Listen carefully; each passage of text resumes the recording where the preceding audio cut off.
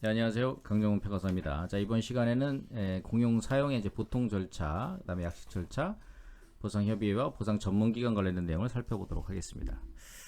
자, 공용 사용은 공익 사업 주체가 이제 타인의 재산권 위에 이제 공법상 사용권을 취득하는 거죠. 그래서 상대방 그 사용에 대한 수익을 지는 것입니다. 그래서 공용 사용의 이제 법적 근거는 타인의 기본권, 즉 재산권 침해를 가져오는 것이기 때문에 법률의 근거를 요합니다. 공용 사용에 대한 이제 일반법으로서는 이제 토지보상법이 있고 그 밖에 도로법, 하천법, 그다음에 개개 단행법에서 공용 사용에 관한 규정을 두고 있습니다. 자, 공용 사용의 이제 종류를 보면요, 일시적 사용 우리가 9조, 27조 이런 내용이 있고요. 그다음에 이제 계속적 사용으로 이렇게 구분해 볼 수 있고, 또 계속적 사용에는 보통 절차를 거쳐서 사용하는 경우와 그 다음에 이제 6개월이긴 하지만 약식 절차에 따라서 우리가 단기적으로 사용하는 절차가 있습니다. 보통 이제 공용 사용의 절차도 우리가 계속적 사용을 위해서는 보통 절차를 통해서 진행한다 이렇게 보시면 되겠어요. 공용 사용도 공용 수용의 보통 절차와 같이 사업 인정, 토지물건 조작성, 협의, 재결 절차를 거치게 되고요. 토지보상법에서는 이제 약식 절차가 두 가지가 규율이 되어 있습니다. 그래서 긴급한 필요로 인해서 보통 절차 일부를 생략하는 경우에 반드시 이제 법적 근거가 있어야 된다 이렇게 보고 있고요. 그래서 토지보상법은 공용 수용의 약식 절차를 인정하지는 않고 공용 사용의 경우에만 약식 절차를 인정하고 있습니다. 약식 절차에 의한 사용은 비록 6개월 기간이지만 장기간에 사용하는 계속적 사용에 해당되는 부분도 있죠. 그다음에 이제 일시적 사용 관련돼서는 이제 우리가 9조 27조에서 사업 인정 전 타인 토지 출입 관련된 부분하고 출입하기 5일 전에 출입의 통지를 한 후 출입을 하도록 하는 거. 반면에 사업 인정 후에 타토출은 별도의 허가 절차를 요하지 않는다. 이런 내용 보시면 되겠고요. 자, 공용 사용의 효과. 첫 번째 사용권의 취득이죠. 토지보상법 제45조에서요. 공용 수용의 효과 중에서 가장 기본이 되는 효력으로서 사업 시행자가 토지 또는 물건을 사용할 날에 그에 대한 사용권을 취득하고요. 그 토지나 물건에 관한 다른 권리는 사용 기간 중에 그 권리를 행사하지 못한다. 이렇게 보시면 되겠습니다. 공용 사용으로 사용할 날에 사업 시행자는 목적물에 대한 사용권을 취득하는 반면 토지 소유자 또는 관계인은 사업 시행자의 그러한 사용권을 행사하는 데 따른 수인 의무가 따르게 될 뿐이지 소유권 자체를 상실하는 것은 아니다. 이렇게 보시면 되겠고요. 손실보상 의무입니다. 토지보상법 제40조에 규율하고 있죠. 보통 절차에 의해서 공용 사용하는 경우에는 사업 시행자는 사용의 개시일까지 관할 토지 수용에 재결한 보상금을 지급하거나 공탁해야 됩니다. 일시적인 사용이 이제 9조 27조, 천재지변시 사용 38조 의 경우에는 손실이 발생한 것을 안 날로부터 1년, 발생한 날로부터 3년 이내 보상 청구가 가능하고요. 시급을 요하는 사용 39조의 경우에는 토지 수용인의 제기를 있기 전에 토지 소유자 또는 관계인의 청구가 있는 때에는 사업 시행자는 자기가 선정한 보상금을 토지 소유자 또는 관계인에게 지급해야 된다. 토지보상법 41조에 규율하고 있고요. 대행 대집행 신청권 44조 89조 토지 소유자 및 관계인이 토지 및 물건의 인도 이전을 불이행 시에 사업 시행자는 대집행 신청을 할 수 있고 의무를 이행할 수 없는 경우 대행 청구권을 할 수 있습니다. 행사할 수 있습니다. 그 다음에 반환 및 원상회복 의무 토지보상법 제48조에 규율하고 있죠. 사업 시행자는 토지나 물건의 사용기간이 만료된 때 또는 사업의 폐지 변경 그 밖의 사유로 인해서 사용할 필요가 없게 된 때에는 지체 없이 해당 토지나 물건을 토지나 물건의 소유자 또는 그 승계인에게 반환해야 하며 토지 소유자의 원상회복 청구가 있는 때에는 미리 그 손실을 보상한 경우를 제외하고는 해당 토지를 원상으로 회복하여 반환해야 된다. 이렇게 보고 있습니다. 자, 공용 사용의 약식 절차로서 토지보상법에서는 이제 두 가지를 규율하고 있는데요. 첫 번째가 천재지변시 토지 사용, 두 번째가 시급을 요하는 토지 사용에 의한 허가가 있겠습니다.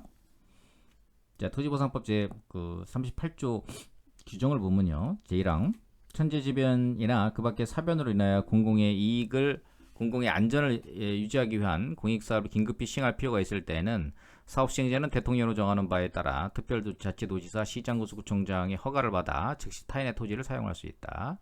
다만 사업 시행자가 국가일 때는 그 사업을 시행할 관계 중앙행정기관의 장이 특별자치도지사 시장구청 또는 구청장에게 사업 시행자가 특별시, 광역시 또는 도일 때에는 특별시장, 광역시장 또는 도지사가 시장 군수 또는 구청장에게 각각 통지하고 사용할 수 있으며 사업시행자가 특별자치도 시군 또는 구일 때는 특별자치도지사, 시장군수, 구청장의 허가나 통지 없이 사용할 수 있다.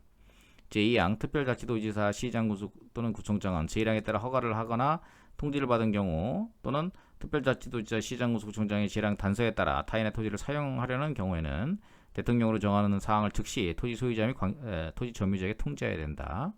제3항 제1항에 따른 토지의 사용기간은 6개월을 넘지 못한다. 제4항 사업시행자는 제1항에 따라 타인의 토지를 사용함으로써 발생하는 손실을 보상해야 된다. 제5항 제4항에 따른 손실에 관해서는 구조 5항부터 7항까지 규정을 준용한다. 협의가 안 되면 이제 재결 신청하도록 하는 내용이 되겠죠. 첫 번째 의의 및 근거 보면요. 천재 지변 그 밖의 사변으로 해서 공공의 안전을 유지하기 위한 공익사업을 긴급히 시행할 필요가 있는 경우 시장 등의 허가를 받아 타인의 토지를 즉시 사용할 수 있습니다. 토지보상법 38조에 근거하고 있고요. 자, 요건을 보면은 천재 지변 등으로 인해서 첫 번째, 두 번째 공공의 안전을 유지하기 위한 공익사업을 긴급히 시행할 필요가 있을 것, 세 번째 시장 등의 허가가 있을 것, 네 번째 사용기간은 6개월 이내의 것을 요건으로 합니다. 뭐 절차는 좀 전에 규정을 읽어본 것처럼 사업시행자 사인인 경우는 시장 등의 허가를 받아야 하고요. 국가 등인 경우는 시장 등에 통지하고 사업시행자가 시장 등인 경우는 통지 없이 사용할 수가 있습니다. 시장 등은 허가를 하거나 통지를 받은 때 또는 직접 타인의 토지를 사용하려는 경우는 즉시 토지 소유자 및 점유자에게 통지해야 합니다. 자, 효과 사업시행자는 목적물에 대한 사용권을 취득하고요. 사용기간 만료 시 반환 원상예보 의무, 대행 대집행 신청권, 토지 소유자 입장에서는 목적물의 인도 이전 의무, 손실보상 청구권을 갖게 됩니다. 자, 권리구제 보시면은 허가에 대한 항고쟁송이죠. 그래서 우리가 이 그 허가 관련돼서는요, 타토출의 허가 관련돼서는 우리가 항고쟁송을 통해서 다툴 수가 있고요. 손실보상에 관련된 내용에서는 이 협의가 안 되면은 어떻게 돼요? 그 관할 토지 중에는 이제 재결 신청해서 하면 되겠습니다. 그 다음에 이제 시급한 토지 사용에 대한 허가죠. 토지 사용에 대한 허가인데, 법제 39조 보면요. 시급한 토지 사용에 대한 허가. 제1항 28조에 대한 재결 신청을 받은 토지 수용에는 그 재결을 기다려서는 재해를 방지하기 곤란하거나 그 밖에 공공의 이익에 현저히 지장할 우려가 있다고 인정한 때에는 사업시행의 신청을 받아 대통령으로 정하는 바에 따라 담보를 제공하기 위한 즉시 해당 토지의 사용을 허가할 수 있다. 다만 국가나 지방자치단체가 전체가 사업시행자인 경우에는 담보를 제공하지 아니할 수 있다. 2항 제1항에 따라 토지의 사용기간은 6개월을 넘지 못한다. 제3항 토지 수용이나 제1항에 따라 허가를 받았을 때는 제38조 2항을 준용한다. 이게 바로 이제 그 시급한 토지 사용에 대한 허가는 재결 신청이 있는 경우 그 재결 기다려서는 재해를 방지하기 곤란하거나 그 밖에 공공의 이익에 현저한 지장을 줄 우려가 있다고 인정하는 때에는 사업시행자의 신청과 토지 수용인의 허가에 의해서 타인의 토지를 사용하는 제도로서 토지보상법 제39조에서 근거하고 있습니다. 그 요건으로는 허가권자는 관할토지 수용위원회고 재결이 신청이 있어야 되고요. 재결을 기다려서는 재해를 방지하기 곤란하거나 그 밖에 공공이익에 현저한 지장을 줄 있다고 인정되는 것, 그 다음에 사업시행자의 담보 제공이 있을 것, 물론 이제 사업시행 국가 등인 경우는 이제 제외합니다. 사용기간은 6개월 이내일 것, 이렇게 보시면 되겠고요. 사업시행자가 신청하고요. 관할토지 수용 허가를 받아야 합니다. 토지 수용에 허가를 한 경우에는 토지 소유자 및 점유자의 즉시 통지해야 되고요. 효과는 사업시행자는 목적물에 대한 사용권을 취득하고 사용기간 만료 시 반환 및 원상예보 의무, 대행 대집행 신청권을 가지고요. 토지 소유자는 목적물의 인도 이전 의무, 손실보상 청구권 이렇게 갖게 되겠습니다. 허가 등에 대한 항고쟁송에 대해서는요. 결국 이제 뭐 처분에 해당되기 때문에 뭐 항고소송으로 이제 다툴 수 있다 이렇게 보시면 되겠고요. 사업시행자는 이제 토지 수용의 제기를 있기 전에 토지 소유자 또는 관계인의 청구가 있을 때 자기가 산정한 보상금을 토지 소유자 또는 관계인에게 지급해야 하고, 토지 소유자 또는 관계인은 사업시행자가 토지 수용인의 제기에 의한 보상금의 지급 시기까지 이를 지급하지 아니하는 때에는 제공된 담보의 전부 또는 일부를 취득한다 이렇게 보시면 되겠습니다. 그 표를 칠판 기준에서 368페이지에 표가 그려져 있으니까 공통점, 차이점, 같은 점, 다른 점, 천재지변하고 시급을 위한 토지 사용에 관련된 요 내용을 좀 살펴보시면 좋을 것 같습니다. 8회 시험인가요? 우리 토지보상법상 토지 사용기간 만료 시 법률관계를 설명하시오. 10점에서 출제된 바가 있습니다. 자, 보상협의회, 지금까지 뭐 시험에 출제된 바는 한 번도 없는데 관련된 규정을 위주로 살펴보시도록 하시죠. 법 제82조 보상협의회 제1항 공익사업이 시행되는 해당 지방자치단체장은 필요한 경우에는 다음과 같고 사항을 협의하기 위하여 보상협의회를 둘 수 있다. 다만 대통령이 정하는 규모 이상의 공익사업을 시행하는 경우에는 대통령이 정하는 바에 따라 보상협의회를 도와야 된다. 첫 번째, 보상의 평가를 위한 사전 의견 수렴에 관한 사항. 두 번째, 잔여지의 범위 및 이주 대책에 관한 사항. 세 번째, 해당 사업지역 내 공공시설의 이전 등에 관한 사항. 네 번째, 토지 소유자나 관계인이 등이 요구하는 사항 중 지방자치장이 필요하다고 인정하는 사항. 그 밖에 지방자치장이 회의에 붙이는 사항. 제2항 보상협의회 위원은 다음 각호 사람 중에서 해당 지방자치단체장이 임명하거나 위촉한다. 다만 제1항 각호 외의 부분 단서에 따라 보상협의회를 설치하는 경우는 대통령으로 정하는 사람이 임명하거나 위촉한다. 첫 번째, 토지 소유자 및 관계인. 두 번째, 법관, 변호사, 공증인 또는 감정평가나 보상 업무에 5년 이상 종사한 경험이 있는 사람. 세 번째, 해당 지방자치단체 공무원. 네 번째, 사업시행자.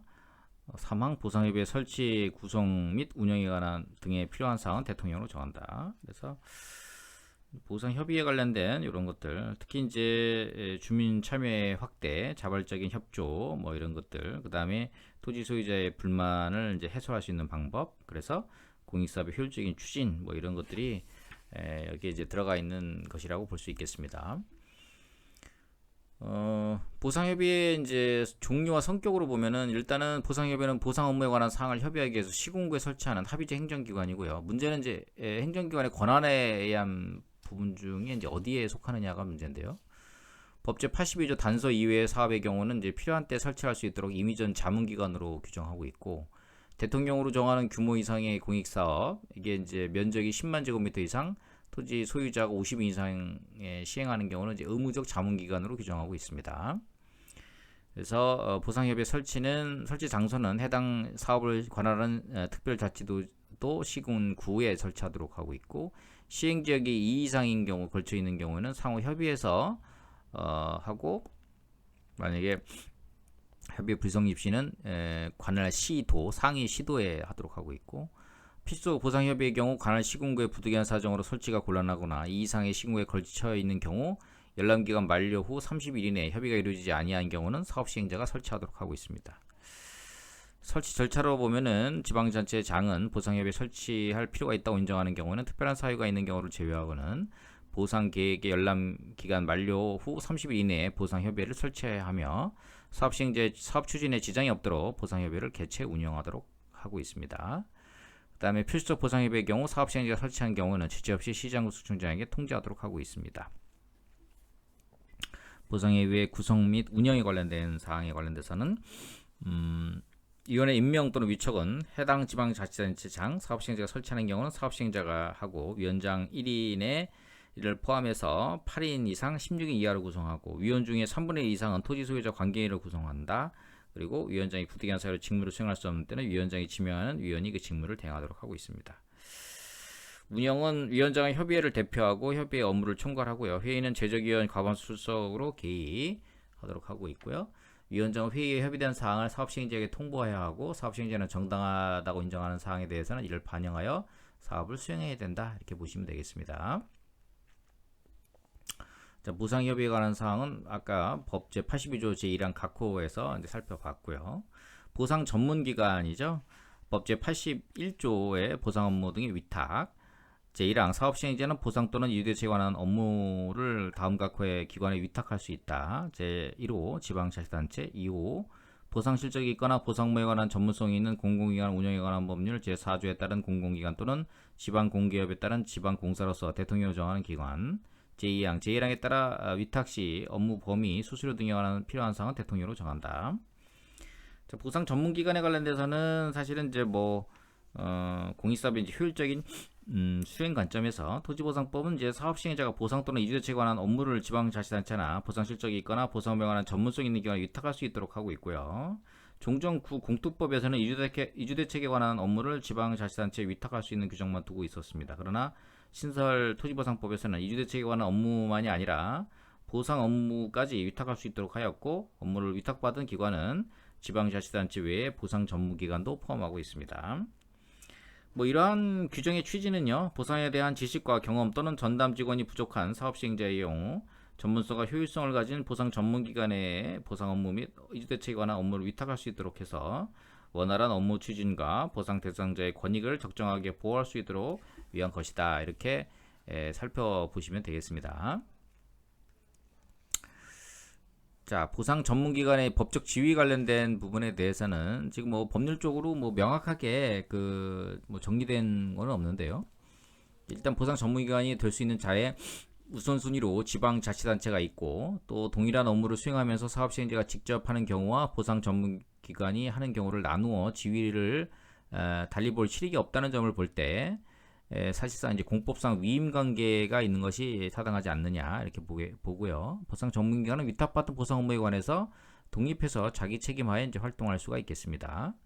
자, 법적 지위로 보면은요, 사업시행자의 공법상 위임 계획에 의해서 권리 의무를 이제 갖게 된다고 볼 수 있겠고요. 따라서 위탁받은 범위 내에서는 사업시행자의 지위를 갖게 되고 손실보상의 주체가 됩니다. 그래서 피수용자가 손실보상에 관한 불복을 제기하고자 하는 경우 피고 적격 인정 여부에 관련돼서는 보상 전문기관이 보상 업무에 관해서는 독립적인 지위가 인정된다면 보상에 관한 소송에서도 피고 적격이 인정되어야 할 것이라고 볼 수 있겠고요.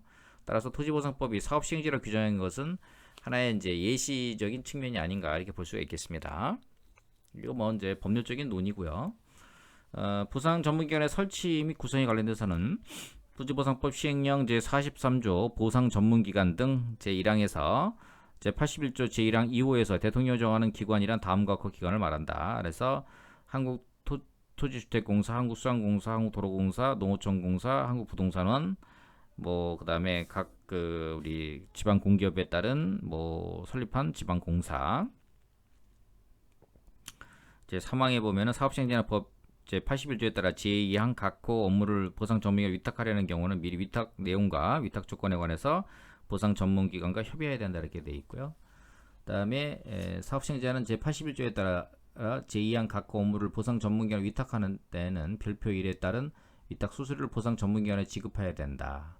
그래서 다만 사업시행자가 제2항 각호 업무 중 일부를 보상 전문기관에 위탁하는 경우에 위탁 수수료는 사업시행자와 보상 전문기관이 협의하여 정한다. 그 다음에 제5항 사업시행자는 보상 전문기관의 통상적인 업무 수행에 드는 경비가 아닌 평가 수수료, 측량 수수료, 등기 수수료 및 변호사의 보수 등 특별한 비용을 지출하는 때에는 이를 제4항에 따른 위탁 수수료와는 별도로 보상 전문기관에 지급해야 된다. 보상 전문기관 업무 범위에 대해서는 시행령 제43조 제2항에서 규율을 하고 있습니다. 사업시행자는 법 제81조에 따라 다음 각호 업무를 제81조 1항 각호 기관, 보상 전문기관에 위탁할 수 있다. 첫 번째 보상 계획의 수립 공고 및 열람에 관한 업무, 두 번째 토지대장 및 건축물 대장 등 공부의 조사, 그 다음에 이 경우 토지대장 및 건축물 대장은 부동산 종합 공부의 조사로 대신할 수 있다. 세 번째 토지 등의 소유권 및 소유권의 권리 관련 사항 조사, 네 번째 분할 측량 및 지적 등록에 관한 사항, 다섯 번째 토지조선 물건조서 기재사항에 관한 조사, 여섯 번째 잔여지 및 공익사업지구 밖 토지 등의 보상에 관한 조사, 7. 영업, 농업, 어업 및 광업 손실에 관한 조사, 8. 보상액 산정, 감정평가 업무는 제외, 9. 보상협의, 계약 체결 및 보상금 지급, 10. 보상 관련 민원 처리 및 소송 수행 관련 업무, 11. 토지 등의 등기 관련 업무, 12. 이주대책 수립 실시 또는 이주정착금의 지급, 13. 그 밖에 보상과 관련된 부대 업무. 그래서 보상협의회, 보상전문기관 뭐 이런 내용들을 살펴보았습니다. 공용 사용에 관련돼서는 38조 천재지변하고 천재지변에 대한 토지 사용과 이게 시정구소청장의 허가를 받아서 6개월 사용하는 거, 그 다음에 손실보상에 대해서 협의하고 협의가 안 되면 재결자 들어가는 거, 그 다음에 39조 시급한 토지에 대한 사용의 허가는 관할토지 수행인의 허가를 받아서 6개월 사용하는 거, 담보 제공하는 거 뭐 이런 내용의 이제 차이점이 있고요. 그 다음에 이제 보상협의회 및 보상전문기관에 대해서는 법제 82조에서 보상 협의에 관련된 내용, 의무적 보상 협의에 관련된 거는 이제 법상 규모가 있죠. 면적이 10만 제곱미터 이상, 토지 소유자 50인 이상 이런 경우에 이제 그 필수적인 보상 협의회를 구성하도록 하는 내용이 있고, 법제 81조 보상 업무 위탁에서 우리가 지방자치단체라든지 뭐 우리 전문성 있는 기관에 의해서 할 수 있다고 해서 뭐 시행령 43조에 보면은 보상 전문기관으로서 한국토지주택공사, 수자원공사, 도로공사, 농어촌공사, 부동산원, 지방공사 뭐 이런 거 쭉 있고, 보상 전문기관의 업무 범위 시행령 43조 2항에 있는 거 13가지 규율을 하고 있는데, 보상 전문기관에서 위탁할 수 있는 내용들 이런 것도 좀 살펴보시면 되겠고요. 이와 관련된 여러 가지 이제 쟁점이 있어요. 위탁의 범위를 어디까지 갈 것이냐, 이 부분에 대해서 이게 열거하고 있으니까 시행령 43조에서 그 밖에 보상 관련된 부대 업무라고 규정하고 있는데, 우리가 대륙법계에서는 열거 규정을 보통 보고 있죠. 그래서 그 당사 적격을 인정할 것이냐, 보상 업무 관련돼서 수탁기관의 당사 적격을 인정할 것이냐에 대해서는 우리가 그 행정심판법, 행정소송법에 위탁받은 기관이 행정청이 되므로 보상 업무 수탁기관은 당사로서의 성격을 가지는 이제 근거를 두고 있고요. 행정소송법 제2조에서도 행정청에는 법령에 의해서 권한의 위임, 위탁받은 행정기관, 공공단체, 그 기관 또는 사인이 포함되도록 규정하고 있어 소송의 당사자로서의 적격이 인정될 여지가 있습니다. 보상 전문기관의 행정대집행에 관련돼서는 위탁제도는 보상 업무의 원활한 추진을 위해서 보상 업무의 전문성을 갖춘 전문기관을 위탁한 것이고, 대집행은 개인의 자유나 권리에 대한 침해적 성격이 강하기 때문에 엄격하게 적용되어야 하고, 이러한 부분들이 법령에 정해져 있지 않는 이상 대집행이 인정되기는 어렵다, 이렇게 보면 되겠습니다. 그 다음에 이제 보상 전문기관에 의한 재위탁, 위탁 업무, 위탁되는 보상 업무가 매우 이제 다양하기 때문에 이제 재위탁이 가능한지가 문제가 될 수 있는데요. 재위탁은 위탁의 법적 근거와 위탁 제도를 마련한 취지에 비춰서 타당하지 않습니다. 다만 위탁 기관이 허락한 경우에는 예외적으로 한해서 예외적으로 재위탁이 가능하다, 이렇게 볼 수는 있겠죠. 위탁되는 보상 업무가 매우 다양하기 때문에 앞으로는 이제 보상 업무 범위의 이제 조정 이런 거 좀 필요하고, 그 다음에 이제 그 기관도 6개의 기관으로 지금 돼 있는데 좀 더 세분화할 필요가 있고, 재위탁의 법적 근거 이런 것들이 마련될 필요가 있다, 이렇게 보시면 되겠습니다. 자, 이번 시간에는 뭐 시험에 잘 안 나오지만 여러분들이 잘 들여다보지 않는 특이한, 그렇죠, 보상협의회, 보상 전문기관, 약식 절차 관련된 내용을 살펴봤습니다. 항상 최선을 다하고 포기하지 않는 자세로 임할 때 꼭 감정평가사 합격한다, 이래 말씀드리겠습니다. 오늘도 수고 많으셨습니다.